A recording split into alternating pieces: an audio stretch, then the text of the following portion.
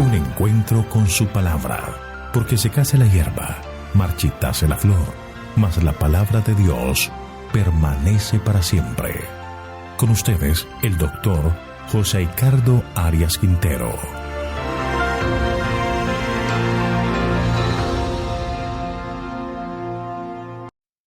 Vamos a estudiar Salmos capítulo 137, Lamento de los cautivos en Babilonia. Vamos a orar. Querido Señor, te agradecemos por tu bondad. Te agradecemos por el perdón de pecados y te pedimos que nos bendigas en el estudio de tu palabra, que podamos aprender más y más de ti. Gracias, Señor, por concedernos tu bendición, pues lo pedimos en el nombre de Jesús. Amén. El Salmo 137 ha sido llamado el canto del cautivo y se refiere al momento en que Jerusalén fue destruida por los babilonios y los sobrevivientes llevados cautivos. Para un salmista, esta fue la tragedia más grande que haya experimentado en su historia.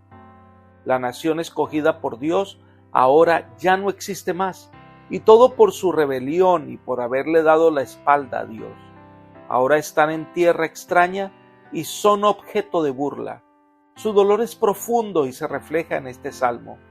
Sus amos ahora se burlan de ellos, les pide que afinen sus arpas y canten, pero la narración del salmo hace que sintamos compasión por los cautivos afligidos y desanimados.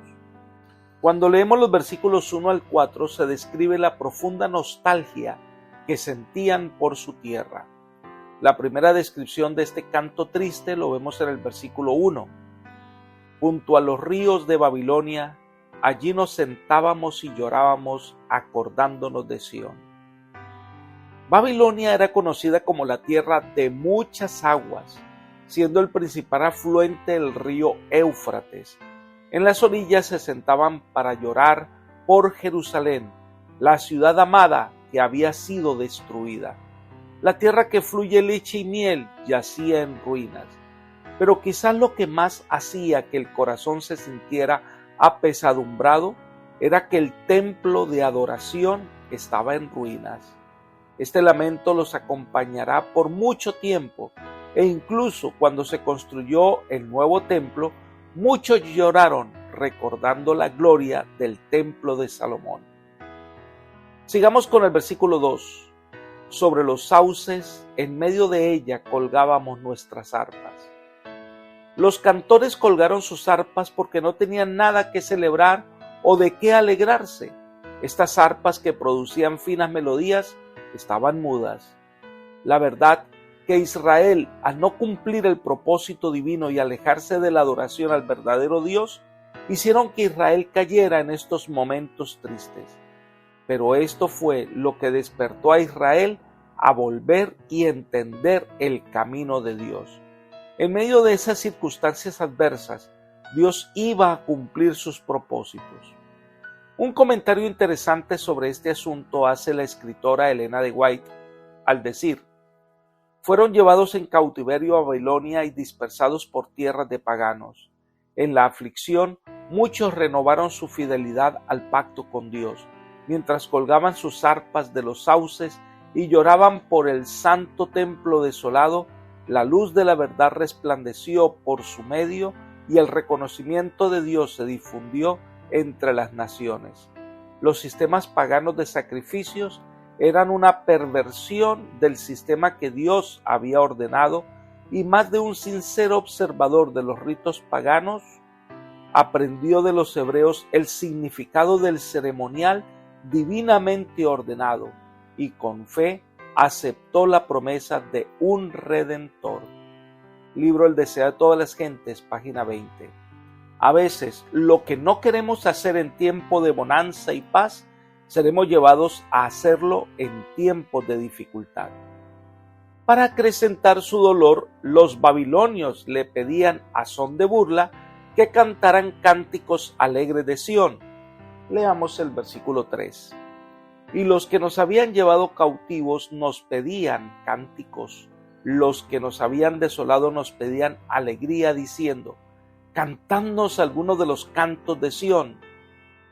Esto realmente partía el corazón de los israelitas, y saber que se había podido evitar todo ese dolor si solo hubieran escuchado a los profetas del Señor y hubiesen dejado su pecado, pero ahora sufrían las consecuencias de sus decisiones. Y ellos consideraban un sacrilegio cantar himnos a Dios en tierras paganas. Leamos el versículo 4. ¿Cómo cantaremos un cántico de Jehová en tierra de extraños? Israel, en vez de ser la nación admirada por las bendiciones de Dios, ahora es objeto de escarnio. Qué triste es darnos cuenta tarde de lo que hemos perdido y su valor. A veces valoramos las cosas cuando las perdemos. Ahora lloran por su tierra, pero no escucharon los llamados amorosos y las advertencias que los profetas les dieron. Están pagando el precio de la rebelión. Los versículos 5 y 6, el salmista considera una deslealtad profunda el olvidarse de Jerusalén. Leamos el versículo 5. Si me olvido de ti, Jerusalén, pierda mi diestra su destreza. A los israelitas les había parecido una deslealtad a su ciudad, a la cual amaban de todo corazón. El consentir en cantar un cántico del templo en esas circunstancias era símbolo de traición. Habrían estado más dispuestos a no recordar su posesión más preciosa que olvidar a Sión, orgullo y gloria de Israel. Es preferible quedarse manco o mudo que olvidarse de Sión. Leamos el versículo 6. Mi lengua se pegue a mi paladar, si de ti no me acuerdo, si no enaltezco a Jerusalén como preferente asunto de mi alegría. Que la lengua se pegue al paladar significa que pierda la facultad de hablar. El hecho de no querer cantar no significa que hayan olvidado la gloria de Israel. Para ellos Israel era su posición más valiosa. Todos que nosotros debemos recordar es que estamos de paso en este mundo, que nuestra ciudadanía está en los cielos. Olvidarnos de esta realidad es olvidarnos de la promesa que nos mueve como cristianos. En el versículo 7 recuerdan el dolor, la actitud de los edomitas ante la destrucción de Jerusalén. Leamos: Jehová, recuerda a los hijos de Edom cuando el día de Jerusalén decían: arrasadla, arrasadla hasta los cimientos. Edom eran descendientes de Esaú, por lo tanto familiares de los judíos. Sin embargo, siempre tuvieron una actitud hostil contra Israel. A pesar de su parentesco con los descendientes de Jacob, los edomitas se aliaron con los babilonios en contra de los israelitas. En repetidas ocasiones los profetas condenaron a Edom por su conducta despiadada con la nación hermana. Y el salmista pide a Dios que no olvide esa actitud cruel. Triste es la realidad que muchos celebran nuestros fracasos, pero no debemos tomar venganza, sino dejar que Dios actúe en su momento. Mía es la venganza, Dios es justo, y Él obrará de acuerdo a su justicia. Y en los versículos 8 y 9, el salmista termina diciendo: hija de Babilonia, la desolada, bienaventurado el que te dé el pago de lo que tú nos hiciste. Dichoso el que tome tus niños y los estrelle contra la peña. El salmista se remonta al futuro y ofrece una bendición al rey o reino que pague a Babilonia el mal que le hicieron a Israel. Babilonia no iba a durar para siempre. La suerte de Israel será sobre los babilonios. En este salmo no se da aprobación a prácticas crueles, no, sino que el salmista pide retribución conforme a lo que ellos habían hecho. El mal no triunfará. Este mundo cruel pronto pasará y Cristo establecerá su reino eterno.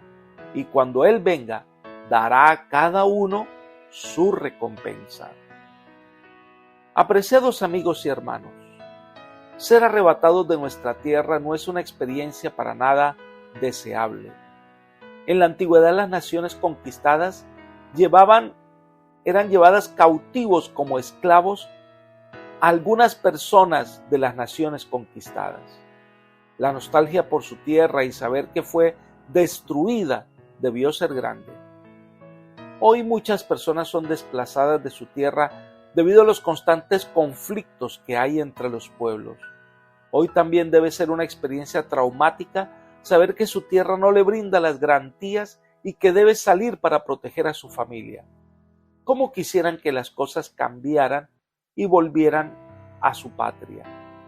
La misma nostalgia debe embargarnos a todos nosotros. Vivimos en un mundo que fue tomado cautivo por medio del engaño. Este mundo fue creado para que podamos vivir felices eternamente, pero fue tomado por el enemigo de Dios y vemos a nuestro alrededor dolor, muerte y destrucción. Debemos hoy anhelar una patria mejor, volver al plan original de Dios. Anhelamos la nueva Jerusalén, la capital del reino de Dios. Anhelamos que termine la oscuridad y aparezca el día glorioso. Muy pronto el Señor vendrá. Muy pronto el drama del sufrimiento terminará. Muy pronto Dios hará nuevas todas las cosas.